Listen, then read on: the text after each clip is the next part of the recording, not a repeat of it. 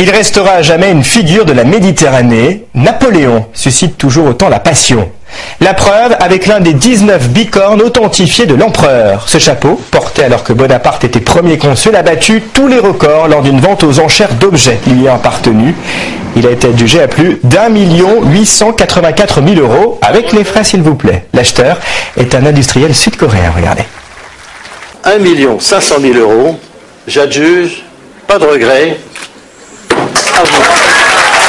1 500 000 euros, auquel il faudra ajouter près de 400 000 euros de frais de vente.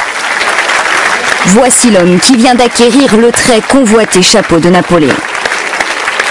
6 fois la valeur estimée pour ce bicorne, l'un des 19 authentifiés dans le monde. Cet homme d'affaires est venu de Corée du Sud pour en devenir l'acquéreur. J'étais un peu stressé, c'était ma première fois dans une salle aux enchères. Mais je suis tellement fier d'avoir eu ce chapeau, vous ne pouvez pas imaginer. Pour cette vente exceptionnelle, plusieurs centaines de collectionneurs. Russes, Français, Chinois, Italiens, Américains.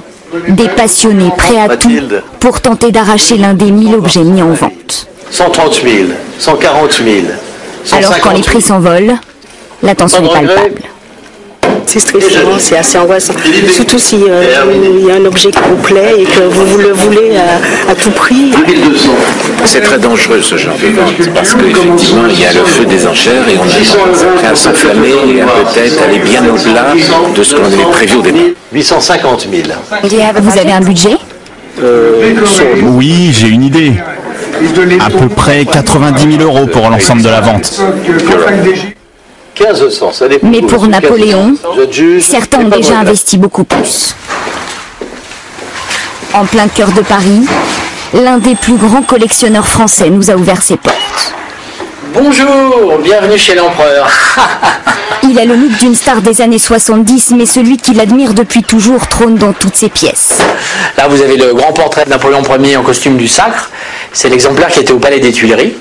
Dans son appartement, ce professeur d'histoire de l'art a reconstitué le palais de Napoléon Ier. Là, voici mon salon que j'utilise quotidiennement et qui était le salon qui est classé trésor national dans lequel Napoléon et Marie-Louise se sont mariés.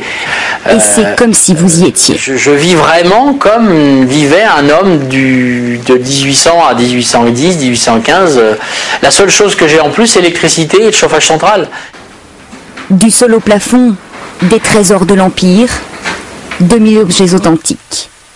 Une collection estimée à plusieurs millions d'euros, il y a consacré toute sa fortune. J'ai l'exemplaire du Code civil, l'exemplaire personnel de Napoléon. Mais pour lui le plus précieux... C'est un anneau qui a été offert par le pape Pie VII à Napoléon. C'est un saphir, un gros saphir qui fait à peu près 10 carats. Une pièce unique, comme toutes celles qu'il cherche à acquérir depuis 30 ans. Mais à Fontainebleau, il y avait plus fort que lui. 800. Faute d'acquérir le célèbre chapeau, il aura eu les bas de l'empereur pour 15 000 euros tout de même.